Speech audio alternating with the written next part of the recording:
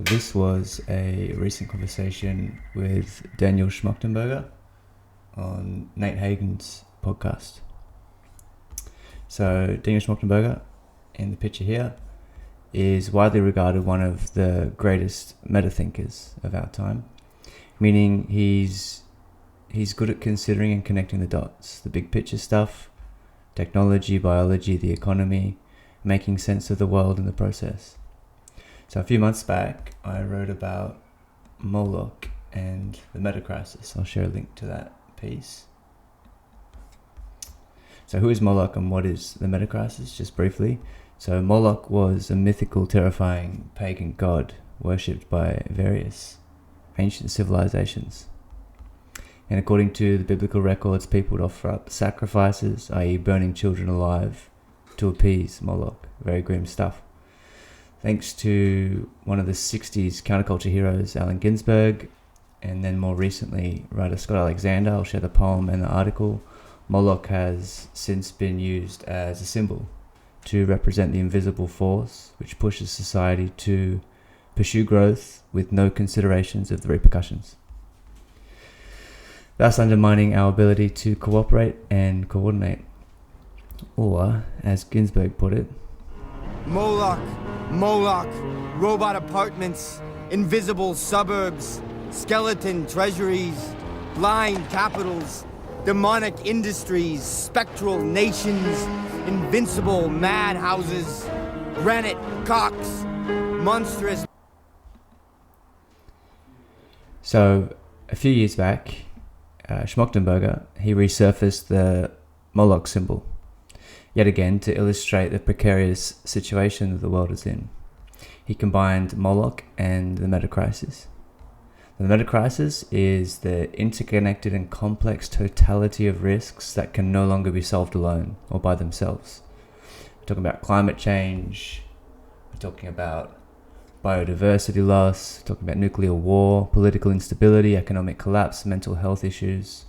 So all of these things on their own present serious risk, but in isolation, they all have somewhat apparent solutions. Unfortunately, we're now at the point where trying to solve one of these things alone will likely make the other things way, way worse. So putting all of these things together, Moloch, the meta crisis, and artificial intelligence. So at one end of the spectrum of possible outcomes, AI is infinitely good. You can think curing disease, feeding the hungry, removing political biases, and the list goes on. At the other end of the spectrum, unfortunately, it basically compounds all of the risks of the meta crisis and potentially spirals us into irreversible catastrophe. I wish I could say that Daniel is optimistic about the path we're on. I'll share some of the big ideas. You can make the mind up. You can make your mind up on the situation yourself. So here's the big ideas from that recent conversation between Daniel and Nate. The first one is about AI nuance. AI is good or AI is bad? This is a dumb question. It's too simplistic a view. Just because AI can do some things that are good, we shouldn't use it everywhere without thinking about the risks. We need to be careful, especially about the risks that can't be undone.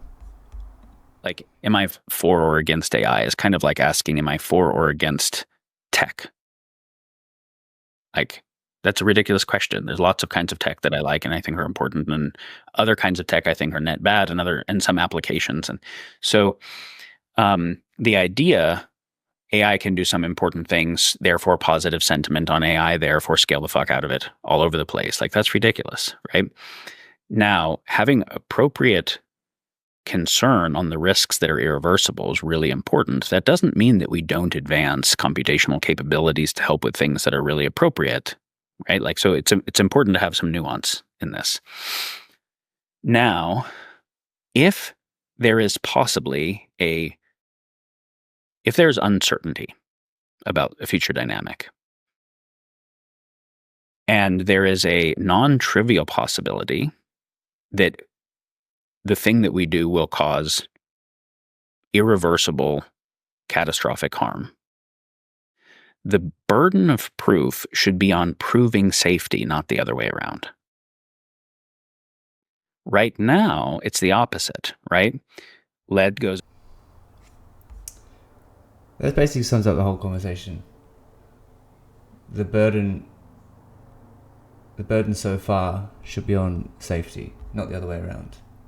Second point is the AI arms race dynamics. So Daniel has an interesting take here. He believes that companies in the countries that are leading in AI development could actually stop the race if they so wanted, but they don't.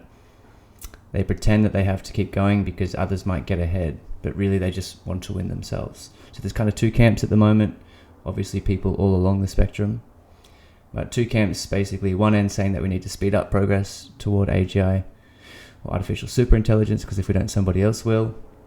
And then another camp saying that we need to slow down.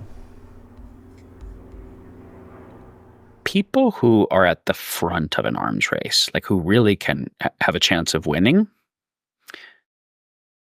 could bind it and not do the arms race. They have enough power to say, let's actually create an international agreement that stops this thing.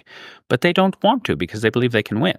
The people who don't have any chance of winning and are just going to be vassalized or whatever, that's a different story. They absolutely have to race to try to create any security or whatever they can. But the one who could win could also bind it, but they are the ones that tell the story most vehemently. We have no choice. It's inevitable. We can't stop what the, so-and-so is going to do. But that's kind of plausible deniability for a winner-take-all motivation. I want to ask you... Next point, another interesting one. You might have heard in the news that Ilias Esceva, who was primarily interested in AI safety, has now pivoted to creating an AI company, an ASI. He believes that the safest way to control AI is by building it. So this is Daniel's take on the AI safety paradox, which is basically by saying there's a bit of a dark joke within the AI community at the moment, that companies that start out trying to make AI safer often end up developing the most powerful AI, which actually increases the risks. There's this joke in the AI safety community that the fastest way to accelerate AI risk is starting an AI safety org. Because, OpenAI was started as an AI safety org to try to protect the world against the dangers of DeepMind, and now it is radically accelerating. Then Anthropic left because they were scared of its acceleration, wanted to make a safety org, but then they're like, hey, in order to be able to really test our tech, we have to build tech, which means we need a lot of money. So they took $300 million from Google, and now they're racing. And then Ilias left because he was concerned, and now he's got a company focused on superintelligence. And and having privately talked with many people in the space, in addition to whatever their other concerns are, one of them is my job will be automated by AI soon. And then my personal favorite idea from the conversation was AI as the Jesus complex or the savior narrative. So in addition to the arms race that's happening at the moment between the companies and countries that are building towards AGI, we also have this added compelling narrative, which is basically a religious salvation, a way of avoiding the hard work of solving problems ourselves, as in, if we build AGI, AGI is going to save us.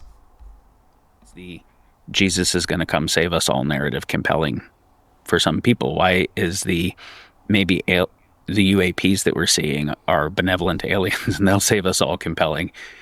AI is another version of that. Like, there's no good sign that the answer is going to come from us. We seem pretty intractably fucked. Maybe something radically smarter than us can solve all the stuff. Which is, of course, kind of like a regress to a childhood psyche still wanting a parent who's going to kind of figure it out. So AI does a very believable job of that. We'll share the link to that conversation in the essay and in the notes.